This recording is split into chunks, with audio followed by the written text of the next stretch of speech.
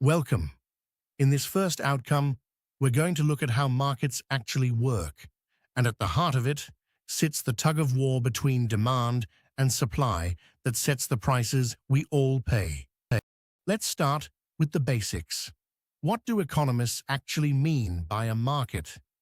It's simply any arrangement that brings buyers and sellers together, whether that's a Saturday farmers market in your town or something entirely virtual like eBay or the foreign exchange screens in the city. In a market economy, it's these forces of demand and supply, rather than a government office, that decide what gets made and what it costs. Throughout this outcome, we're zooming in on individual markets and firms, which is exactly what microeconomics is about. Before we go further, a few definitions worth nailing down. Demand is the quantity people are willing and able to buy at each price. And that phrase, able to, matters, because economists care about effective demand. Wanting a new phone only counts if you can actually pay for it. Supply is the mirror image. How much producers are willing to put on the shelves at each price. Keep those two ideas apart in your head, and the rest of this outcome falls into place. The law of demand is one of those rules that feels intuitive once you say it out loud. When the price goes up, we tend to buy less, and when it falls, we buy more. Think about petrol. When it spikes towards £2 a litre, drivers cut back, combine trips, and start eyeing the bus. Two forces are at work. A higher price eats into what your money can buy, and it nudges you towards cheaper rivals. That's why the demand curve slopes downhill from left to right. Picture a simple graph with price running up the side and quantity running along the bottom. The demand curve slides downwards from top left to bottom right, so each point tells you how much shoppers will buy at a given price. When only the good's own price changes, you don't get a new curve, you just slide along the one you've got.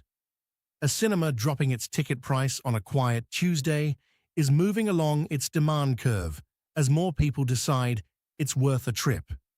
Price isn't the only thing pulling on demand, though. When something other than price changes, the whole curve shifts across. A pay rise lifts demand for holidays and restaurant meals, while for own brand value food, it can actually fall as people trade up. Fashion, health scares, advertising, even the weather. All of these move demand without the price itself changing at all.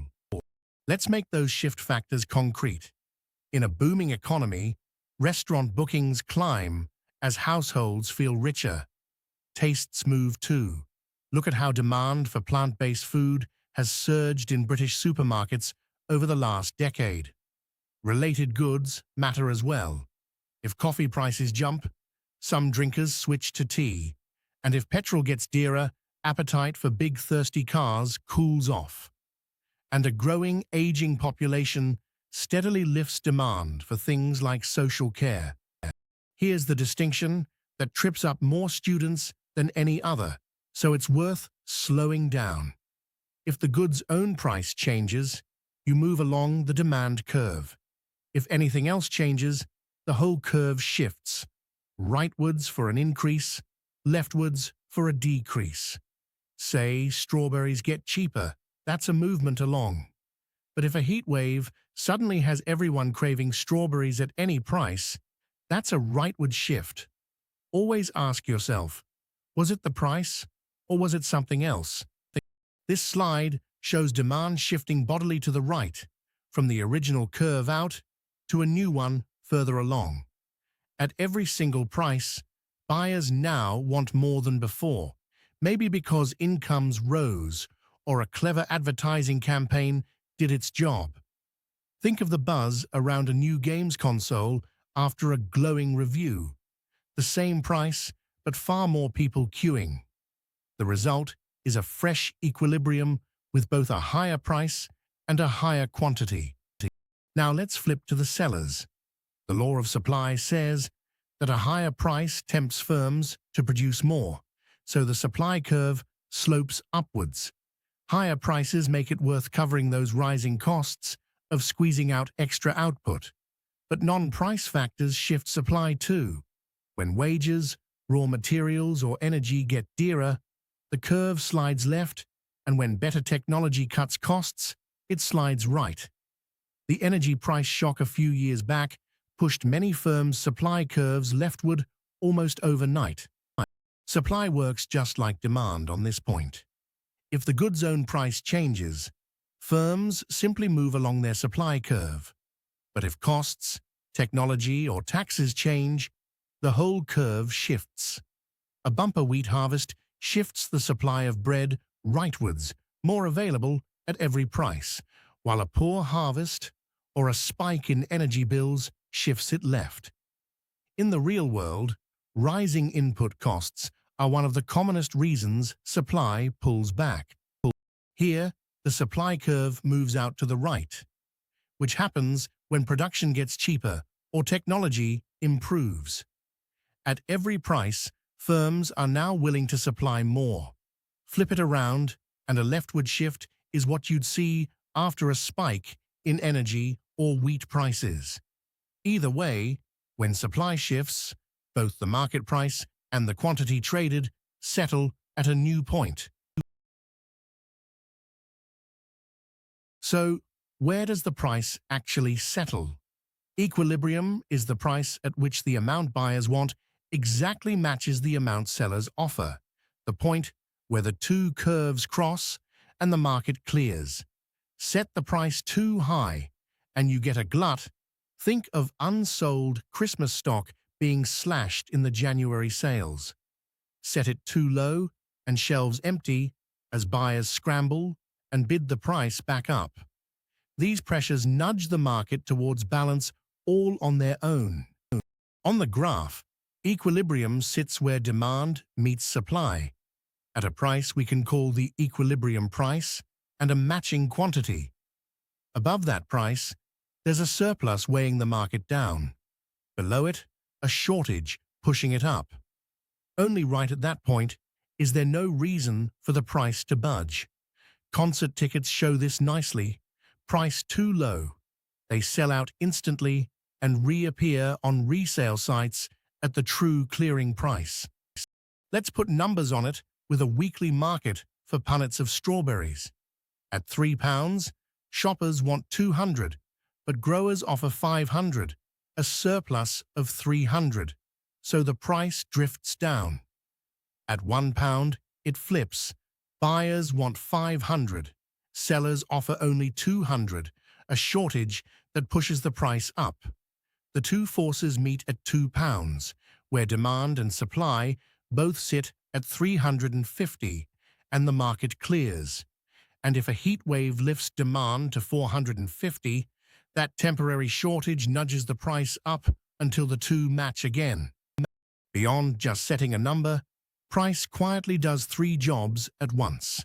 It rations scarce goods to those willing to pay, it signals to producers what we want more or less of, and it rewards firms with an incentive to supply the things in demand. When lithium prices climbed, that single signal told mining firms worldwide to dig for more. Adam Smith called this the invisible hand, and it's how a market answers what to make, how, and for whom, with nobody in charge. Knowing demand falls when price rises is useful, but firms really want to know by how much, and that's what elasticity measures. There are three to meet. Price elasticity of demand tracks how quantity responds to the goods' own price. Income elasticity of demand looks at how demand shifts as our wages change, and cross-elasticity of demand captures how demand for one good reacts when the price of another moves. We'll take each in turn. Let's work through price elasticity of demand with a cafe. It nudges a coffee up from £2 to £2.40, and daily sales slip from 500 cups to 460. The price rose by 20%, but quantity fell by only 8%, so dividing gives us 0.4. Because that's below 1, demand is inelastic. Customers barely flinched. And here's the punchline for the owner. Takings actually rose from £1,000 to 1,104 because the price rise more than made up for the few lost sales. So what does elasticity look like on a graph? When demand is inelastic, below 1, the curve is steep. Quantity barely moves, however the price shifts. Think petrol or cigarettes. When it's elastic, above 1, the curve is flatter, and buyers respond sharply, like one particular brand of biscuit with a dozen rivals beside it. And unit elastic, bang on 1, means quantity changes in exact step with price. That steepness tells firms and government a great deal about what a price change will do to revenue. What actually makes demand elastic or inelastic? A few things. The more substitutes on offer, the easier it is to switch, so demand is more elastic, whereas a genuine necessity like bread stays stubbornly inelastic. Cheap everyday items like salt barely register on our budgets, while big-ticket buys are far more price-sensitive, and given time, people find alternatives, so demand stretches in the long run. This is exactly why the Treasury leans on fuel and tobacco duties. Demand holds up, so the tax revenue keeps rolling in. Income elasticity of demand tells us how spending changes as our wages do. Picture a boom where incomes climb 10%. Demand for restaurant meals jumps 15%. Dividing gives plus 1.5, a positive figure above 1, so eating out is a normal good and, in fact, a luxury. Now take supermarket value baked beans. Demand there falls 4% as people trade up, giving minus 0.4, the telltale sign of an inferior good. It's why luxury brands boom in the good times but feel recessions the hardest. Cross-elasticity of demand measures how two goods relate. When coffee prices climb 20% and demand for tea rises 10%, we get plus 0.5, a positive number that marks the two as substitutes, drinkers simply switching across. But when petrol jumps 20% and demand for large cars slides 6%, we get minus 0.3, a negative figure that flags complements, goods used hand in hand. The nearer the answer sits to 0, the weaker the link between them.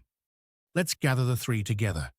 Price elasticity of demand responds to a good's own price.